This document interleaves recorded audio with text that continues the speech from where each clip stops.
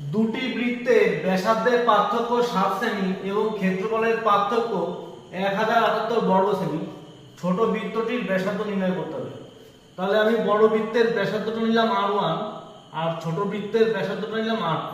r1 বড়, তাহলে r1 আর r2 এদের মধ্যে পার্থক্য হচ্ছে 7 সেমি। এদের বৃত্তের ক্ষেত্রফলের পার্থক্য পাই r1 স্কয়ার মাইনাস পাই r2 এর স্কয়ার। এটা আমাদের দেয়া আছে কত?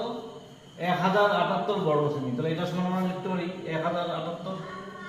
তাহলে এখান থেকে আমরা পাই কমন নিয়ে নিই। পাই কমন নিলে আমাদের পড়ে থাকলো কি r1 স্কয়ার মাইনাস r2 তার স্কয়ার সমান সমান 1078। তাহলে এখানে a স্কয়ার মাইনাস b স্কয়ারের ফর্মুলাটা আমাদের ব্যবহার হয়, ঠিক আছে? তাহলে পাই এর মান বসিয়ে দিই 22/7। আর এখানে আমরা কি লিখতে পারি a plus b into a minus b, মানে r1 plus r2 into r1 minus r2, এটা সমান সমান 1078। তাহলে আমাদের দেখো r1 মাইনাস r2 এর মানটা কিন্তু আমাদের দেয়া ছিল কত? 7।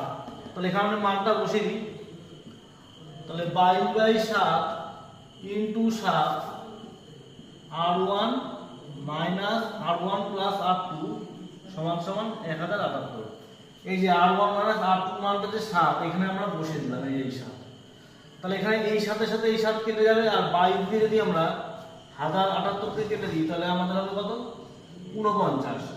তাহলে আমরা দেখো r1 মাইনাস r2 এর মান আমরা পেয়ে গেলাম, এটা এক নম্বর সমীকরণ দিলাম।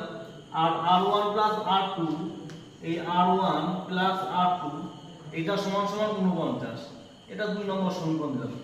তাহলে আমাদের বের করতে হবে কি ছোট বৃত্তের ব্যাসার্ধ, মানে এই r2 এর মান বের করতে হবে। তাহলে r2 মানে আমরা কি লিখতে পারি? r2 মানে আমরা এই যে 7 আর এই 49, তাহলে 49 থেকে আমরা কি করব? 7 বিয়োগ করব, একে 2 দিয়ে ভাগ করব। তাহলে 49 থেকে 7 বিয়োগ করলে কত হয়? 42, আর 42 কে 2 দিয়ে ভাগ করলে কত হবে?